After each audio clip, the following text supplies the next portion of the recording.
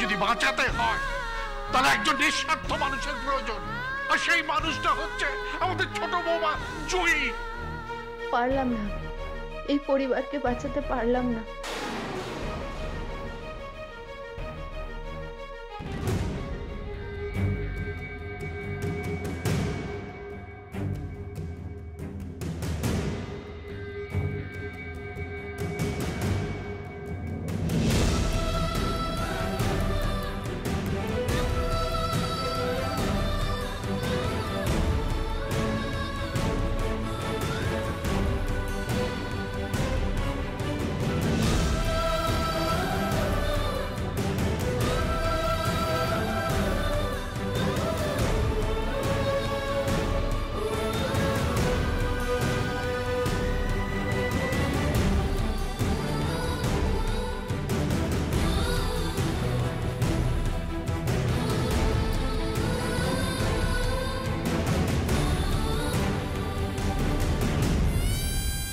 কিসের ফাইল এটা?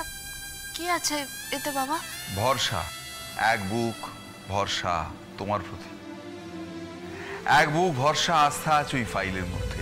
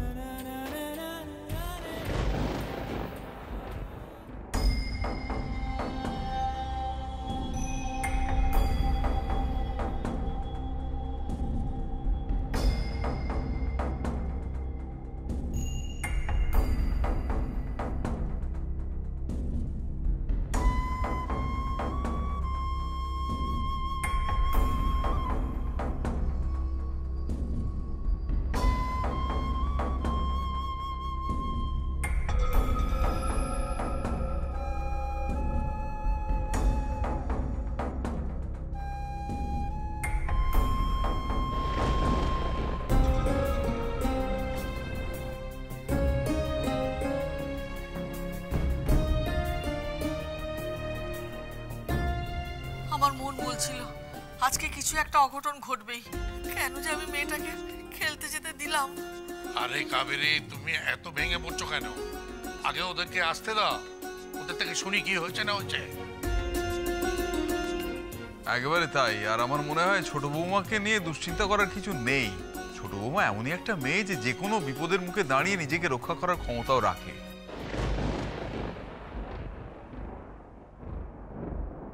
কিরে, খবর পেলি কিছু?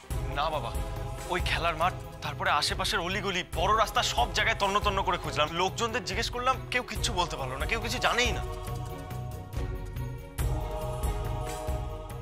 দুটো মানুষ বলা নেই কওয়া নেই একবারে উধাও হয়ে গেল। ছোটকা, ওখানে আমরা সবাইকে জিজ্ঞেস করেছি, সবাই বললো যে মাঠে খেলার সময় প্রচন্ড ভিড় ছিল, সবাই জয়ীর খেলার খুব প্রশংসা করছিল, কিন্তু তারপরে জয়ী কোথায় গেল কেউ কিচ্ছু বলতে পারছে না। আচ্ছা, খেলা শেষ হওয়ার পর কোথায় কোথায় গিয়েছিল সেটা জানিস না? আরে জানবো না কেন, ও তো ওই খেলা শেষ হওয়ার পরে ক্লাব ঘরের ড্রেসিং রুমে গেল ড্রেস পাল্টাতে, তারপর প্রেসিডেন্টের সঙ্গে মিটিং ছিল, তারপর কখন বেরিয়েছে কোথায় গেছে কেউ কিচ্ছু জানে না। হ্যাঁ, আমরা ওখানে ওই ক্লাব ঘরের পাশে দোকানগুলোতে, তারপরে যে রাস্তায় হকাররা বসে, তাদের সবাইকে জিজ্ঞেস করেছি, কেউ কিচ্ছু বলতে পারছে না। আর আমার তোরসা, আরে সে তো আর কোথাও পোশাক বদলাতে যায়নি, তাকে একটু চোখে চোখে রাখতে পারলি না তোরা? মা, আমি অনেকক্ষণ ধরে তোরসার ফোনে চেষ্টা করছি, ওর ফোনেও তো পাচ্ছি না। দেখলে দিদি, দেখলে? এই জন্য আমি বলেছিলাম তোমাদের ছোট বৌমাকে ফুটবল খেলতে যেতে দিও না, দিও না। সেই তুমি অনুমতি দিয়েই ছাড়লে। আরে বাবা, এ কি যে সে মেয়ে নাকি যেখানে যাবে একটা না একটা অঘটন ঘটিয়েই ছাড়বে? আরে ভগবান, আমার অন্য কিছু নিয়ে চিন্তা নেই, আমার শুধু আমার মেয়েটাকে নিয়ে চিন্তা। ও যখন ছোট বৌমার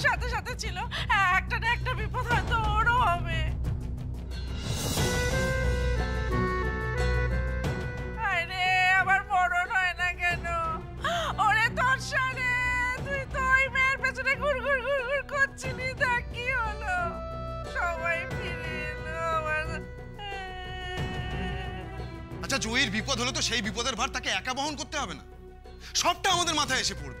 এই বাড়িতে তো দেখছি নিজের মতো থাকার একদম উপায়ই নেই, একটার পর একটা সমস্যা।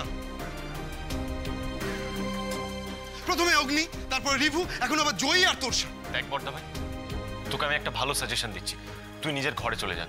আর তুই তো অনেক বড় চাকরি করিস, সারাদিন বিভিন্ন বিষয়ে মাথা ঘামাতে হয়, তাই আমাদের সমস্যা নিয়ে তোর মাথা ঘামানোর কোনো দরকার নেই, তুই বরং যা। রিভু একদম ঠিক বলেছে, তুই দয়া করে এর মধ্যে মাথা ঘামাস না তো। এই ব্যাপারে ইনভলভ হওয়ার একদম দরকার নেই। এমনিতেও তো কোনো ব্যাপারে থাকিস না আমাদের, এর মধ্যে শুধু শুধু দেখ, এভাবে ঠেস দিয়ে আমার সঙ্গে কথা বলবি না। কি ভাবিস কি আমাকে কিচ্ছু বুঝি না? হ্যাঁ, ঘাসে মুখ দিয়ে চলি? ইনভলভ করতে চাই না মানে? তোরা রোজ রোজ একটা করে কাণ্ড ঘটাবি আর আমাকে সেটা মাথা ঘামাতে হবে? একটু ভাবতে দে না ভালো করে। দেখছিস একটা বিপদের সময়, তখন তোরা নিজেদের মধ্যে এভাবে।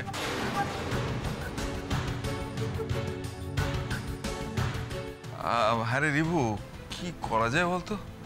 মানে এতটা রাত হয়ে গেছে তো, এখন ওদের আসার চান্সটা প্রায় শূন্যতে গিয়ে ঠেকেছে। সেক্ষেত্রে থানা পুলিশ করতে হবে তো।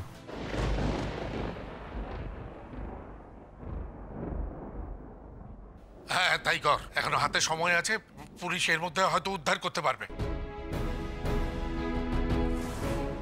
তবু ভালো যে দুজনে একসঙ্গে আছি।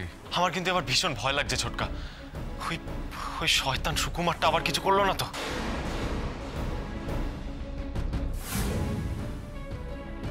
রিভু, রিভু একদম চিন্তা করিস না, একটা না একটা উপায় ঠিক বেরিয়ে আসবে। জয় তুমি কোথায়? তোর সাথে কোথায়? কোথায় তোরা? কোথায়? সুকুমার না, না, তোর সাথে এত বড় সর্বনাশ তুমি করবে না।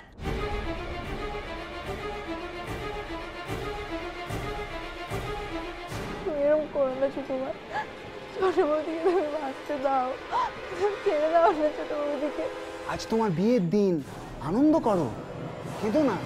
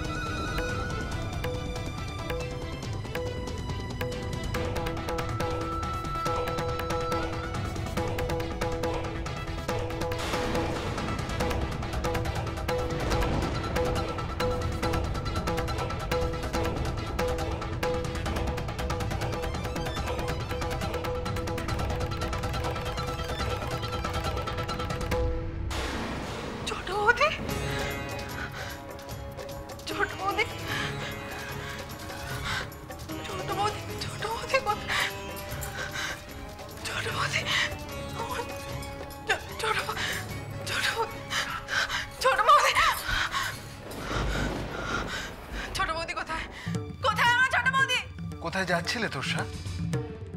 আমার পারমিশন ছাড়া তো তুমি কোথাও যেতে পারবে না, আমি যে তোমার স্বামী।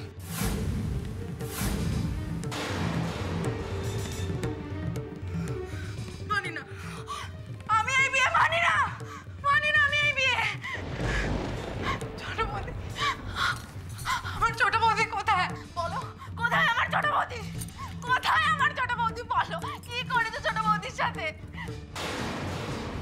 চুপ, একদম চুপ, গলা নামিয়ে কথা বলবে তোরসা। তোর ছোট বৌদি যা হওয়ার তা হয়েছে, নিজের জেদে জ্যান্ত পুড়ে মরল।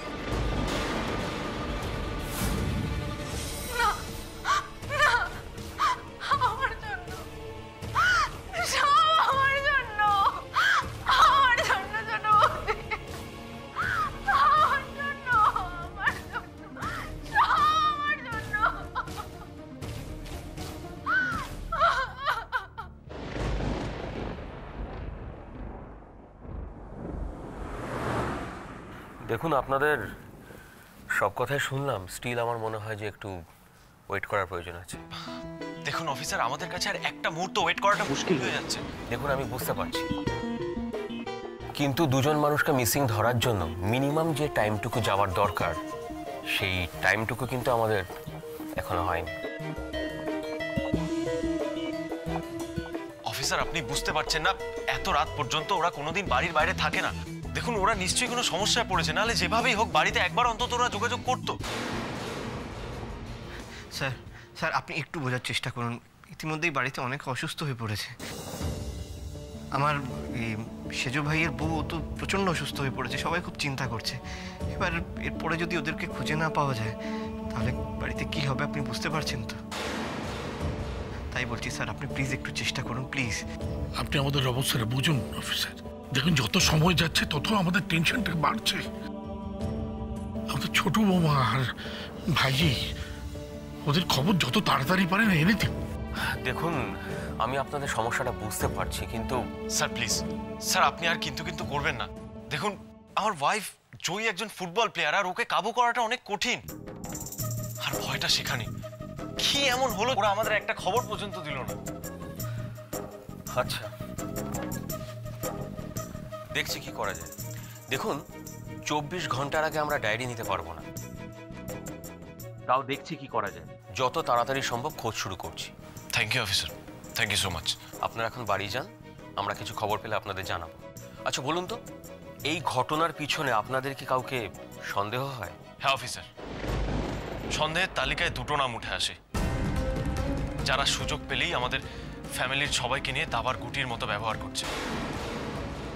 এক, সাগর দত্ত, আর দুই, সুকুমার সেন।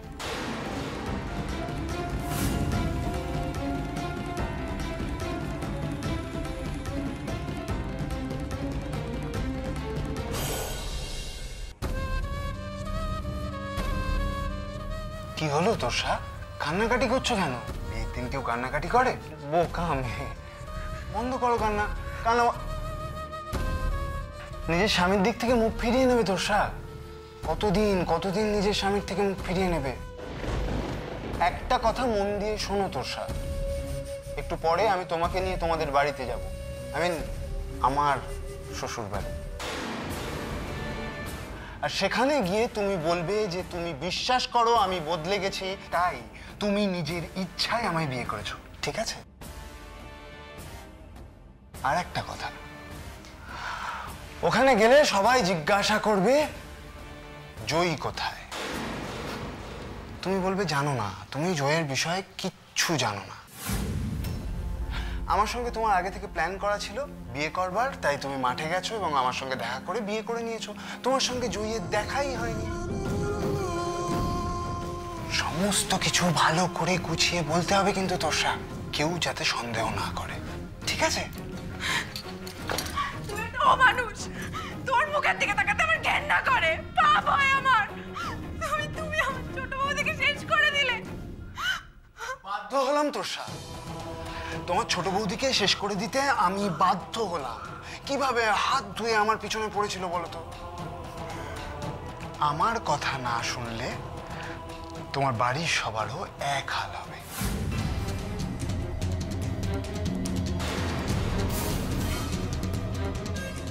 রেডি হয়ে নাও, এইবার তোমার বাড়িতে আমার গ্র্যান্ড এন্ট্রি হবে। Grand entry. আসবো দাদা। কি রে, কি খবর? দাদা, আগুন লাগার পর বাড়িটা পুরো পুলিশে ছয়লাভ হয়ে গেছে, আর দমকল এসে আগুন নেভাচ্ছে। বাহ, এ তো দারুণ খবর। আর ভিতর থেকে লাশটা বার করেছে? পুরো একদম ঝামা হয়ে গেছে নিশ্চয়ই। সেটাই তো তোমাকে বলতে এলাম দাদা, বাড়ির ভেতরে কোনো বডি ফডি পাওয়া যায়নি গো।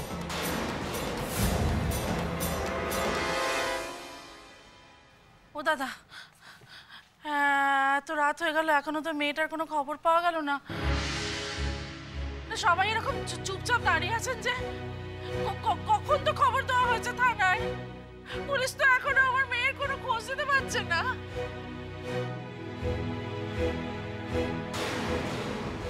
চুপ কর মেজো, তুই তো শুধু তোরসার কথা ভাবছিস, ছোট বৌমাকেও তো পাওয়া যাচ্ছে না। ছোট বৌমার নাম্বার বলবে না, বুঝেছো? তার জন্যই আজ এই অবস্থা। কথাতেই তো বলে সৎসঙ্গে স্বর্গবাস, অসৎসঙ্গে সর্বনাশ, বলে না? ওরে তোরসা রে, তুই কোথায় গেলি? ওরে তোর মা যে তোকে না দেখে আর থাকতে পারছে না রে। ইন্দ্র কিছু একটা কর, আমার মেয়েটাকে না দেখলে বুকের ভেতর আনচান করছে। ইন্দ্র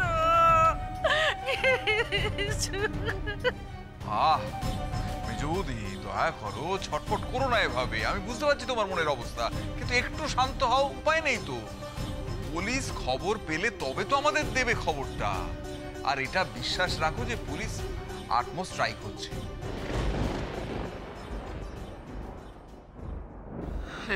কি হতে পারে সেটাই তো এখনো বুঝতে পারছি না।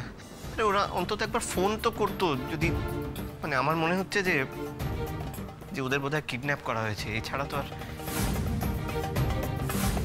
দেখ মেজদা ভাই, শুধু শুধু স্পেকুলেট করতে কোনো লাভ নেই। আর এখন পুলিশের উপরই নির্ভর করে আমাদের অপেক্ষা করতে হবে, তাছাড়া আমাদের কাছে আর কোনো উপায় নেই।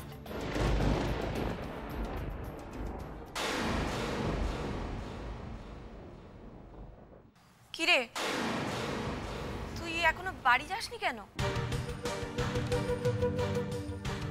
সব তো কাজ শেষ হয়ে গেছে, তাহলে বাড়ি যা। আর আমরা আজকে কেউ খাওয়া দাওয়া করবো না, যা বাড়ি চলে যা। দাঁড়া, এই ময়না, তুই বরং আমাদের খাবারটা উপরের ঘরে দিয়ে আয়।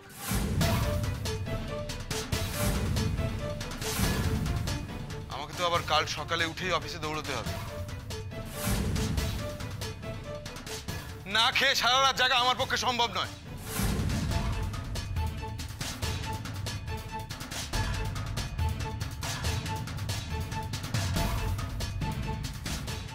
চুনি, একটা কাজ করো, ময়নাকে বলো বর্দাবাড়িদের খাবার উপরে ঘরে দিয়ে আসতে, তারপরেও যেন বাড়ি চলে যায়।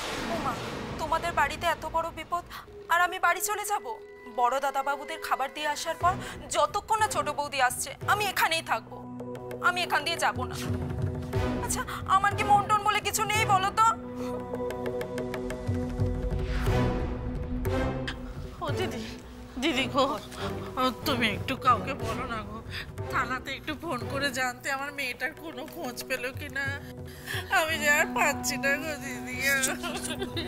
ইন্দ্র, রিবু, তোরা একটা থানায় ফোন করে দেখ না বাবা, যদি কিছু খবর পাস। দাঁড়া, আমি করছি। ছোটকা, ফোনটা স্পিকারে দাও না।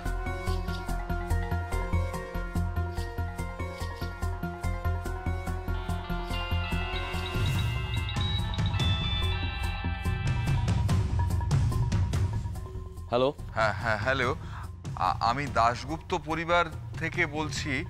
ওই আমরা একটু আগে গিয়েছিলাম, একটা মিসিং ডায়েরি করে এলাম। হ্যাঁ হ্যাঁ, ওই দুজন মহিলাকে খুঁজে পাওয়া যাচ্ছে না, তাই তো? হ্যাঁ, এক্স্যাক্টলি। ওদের কোনো খোঁজ পাওয়া গেছে কি? ইনভেস্টিগেশন চলছে, তবে তোরসা দাশগুপ্তের মোবাইল এক জায়গা থেকে পাওয়া গেছে, আর সেখান থেকে 2-3 কিলোমিটার দূরে একটা বাড়িতে নাকি আগুন লেগেছে। আমরা সেখানেই যাচ্ছি, স্পটে না যাওয়া পর্যন্ত আমরা কিছু বুঝতে পারছি না। দেখি ছোটকা, ফোনটা আমায় দাও। হ্যালো, কোন জায়গায়, মানে আগুনটা কোথায় লেগেছে? জায়গাটার নাম বলুন। জায়গাটার নাম কেতুপুর, ওই মনুষাতলা থেকে 3-4 কিলোমিটার দূরে।